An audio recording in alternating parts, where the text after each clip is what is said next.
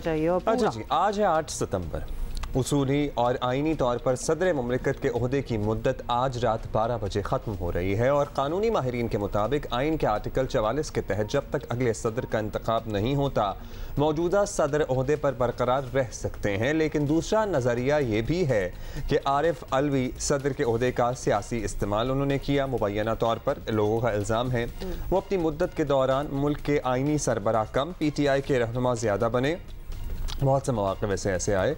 हाल ही में secret act कानून पर उन्होंने एक तनाज़ा खड़ा करने की कोशिश की। उससे पहले इलेक्शन के हवाले से सदर अलवी ने चीफ इलेक्शन कमिश्नर को ख़त लिख दिया था, जिसके जवाब में चीफ इलेक्शन कमिश्नर ने न सिर्फ उनसे मिलने से इनकार किया था बल्कि साफ साफ बता दिया था कि इंतखाबात की तारीख देने का इख्तियार सिर्फ इलेक्शन कमीशन के पास है। इसकी तस्दीक वजारत कानून ने भी सदर मुमलिकत को कर दी थी। और जब 9 मई के चेयरमैन PTI को गिरफ्तार किया गया था तो सदर आरिफ अलवी ने गेस्ट हाउस में जाकर उनसे मुलाकात की थी और यहाँ तक कि आर्मी चीफ की तैनाती के मौके पर भी मुजव्वज़ा नाम लेकर सदर अलवी चेयरमैन PTI के पास पहुँच गए थे। अक्सर मुबस्सरीन कहते हैं कि अलवी साहब की सदर हाउस में 5 साल मुद्दत किसी सूरत मुल्क के आइनी सरबराह के शाया निशान नहीं थी, मतलब क्रिटिक्स का ये कहना है। और अगर आज सदर आरिफ अलवी ओहदा छोड़ देते हैं तो चेयरमैन सेनेट सादिक सिंजरानी उनकी जगह चार्ज संभाल लेंगे and this is how it is. और अगर सदर अलवी अपना काम जारी रखते हैं तो उन पर PTI और उसके कारकुनान की जानिब से इलेक्शन की तारीख देने का दबाव जो है वो मज़ीद बढ़ेगा। और ये बात अलग है कि सदर आरिफ अलवी अगर खुद इलेक्शन की तारीख देते हैं तो ये एक और आइनी बहरान को दावत देगा, जो कि आपको पता ही है। खबरें गर्दिश कर रही थी, इत्तलात थी कि देने वाले हैं, अनाउंस करेंगे। वकला का एक ग्रुप भी उनको सपोर्ट कर रहा है इस मामले में, लेकिन उसके बाद मामला कहीं बैठ गया। अच्छा जी, अभी आगे बढ़ेंगे और उमर चीमा सीनियर सहाफ़ी तज्ज़ियाकार हमारे साथ मौजूद हैं। Umar, thank you for being with us. आज 8 सितंबर है, हमने अभी बताया उसूली आइनी तौर पर इनकी मुद्दत की मुलाजमत की मुद्दत आज ख़त्म हो रही है सदर साहब की। अब माहिरीन ये कहते हैं कि उनके पास रुकने का ऑप्शन भी है, ऐसा नहीं है कि उन्हें जाना ही होगा। फैसला क्या किया गया है, वो रुकेंगे या अलविदा कहा जा रहा है उन्हें? अलविदा हो रहे हैं, लेट्स सी। देखिए, मेरे ख्याल है कि जो इस तरह के ओहदे पर मौजूद होता है उसका जाने को तो दिल नहीं करता। और जिस तरह आप बात कर रहे हैं कि उनके पास रुकने का ऑप्शन मौजूद है और इसमें सदर साहब तो जाना चाहते ही नहीं होंगे और इसके अलावा PTI वाले भी ये चाहेंगे।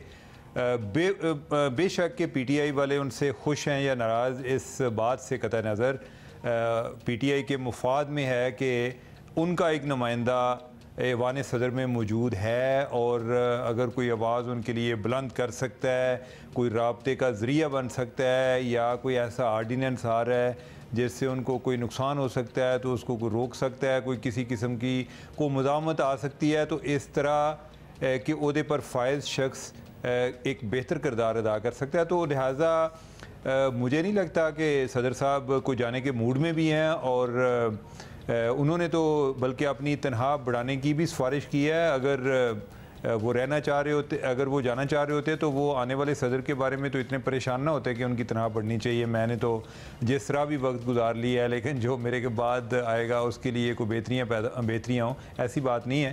तो अलमुख्तसर ये है कि सदर साहब रुकने जा रहे हैं। हाँ, अगर कोई उन्हें कोई ज़बरदस्ती किसी ने निकालने की कोशिश ना की तो वो नहीं जाएंगे।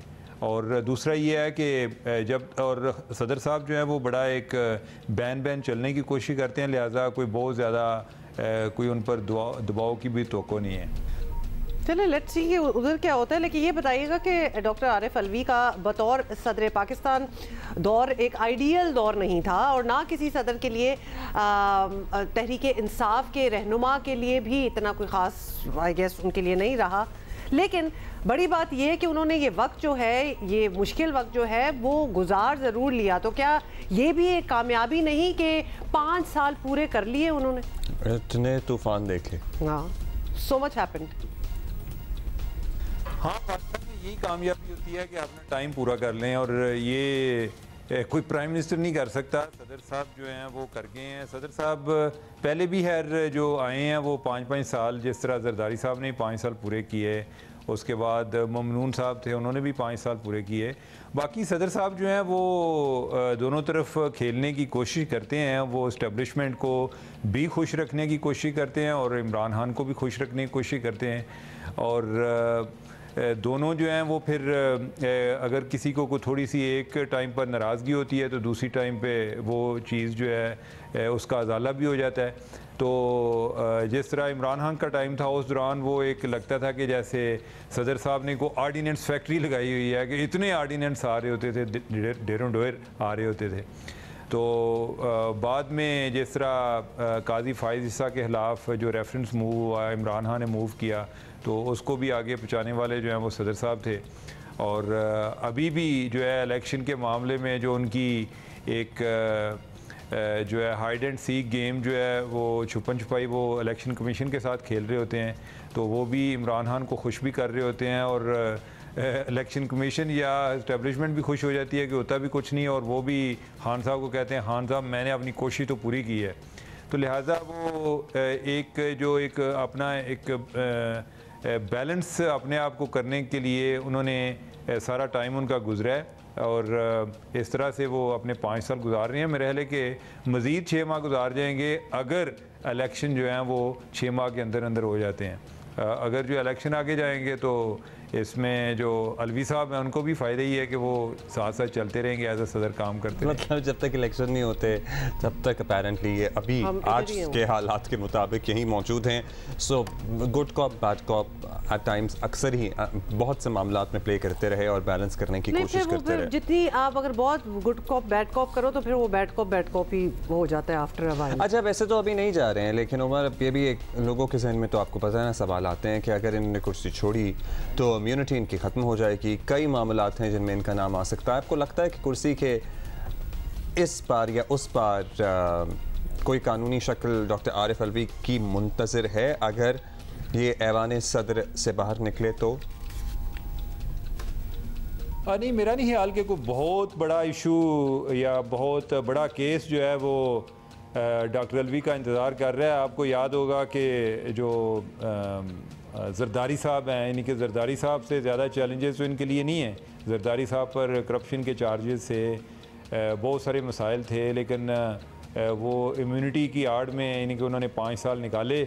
और जो सदर साहब हैं इनके लिए वो जो एक दहशतगर्दी वाला केस है जो वो PTV पर हमले वाला है, वो शायद कुछ पेचीदगियाँ हों, लेकिन अगर वो तो इमरान खान के बारे में भी था, इमरान खान पर भी था। अगर इमरान खान के ख़िलाफ़ कुछ नहीं हुआ तो डॉक्टर अलवी के ख़िलाफ़ क्या होगा? कोई बज़ाहिर कोई ऐसा कोई प्रॉब्लम नज़र नहीं आ रहा। हाँ, ये ज़रूर है कि अगर किसी ने बनाना होगा तो वो उनके जाने के बाद जो केस हैं उनके जाने के बाद भी बन सकते हैं, यानी कि उसमें इम्यूनिटी जो है वो वैसे ही इररेलेवेंट हो जाएगी कि यानी कि वो कि इसलिए नहीं कि वो चूँकि सदर थे तो बचे हुए थे, बाद में भी कोई ना कोई बंदा केस उनके ख़िलाफ़ लेकर आ सकता है। तो अभी तक तो ऐसी कोई बात नज़र नहीं आ रही। Thank you.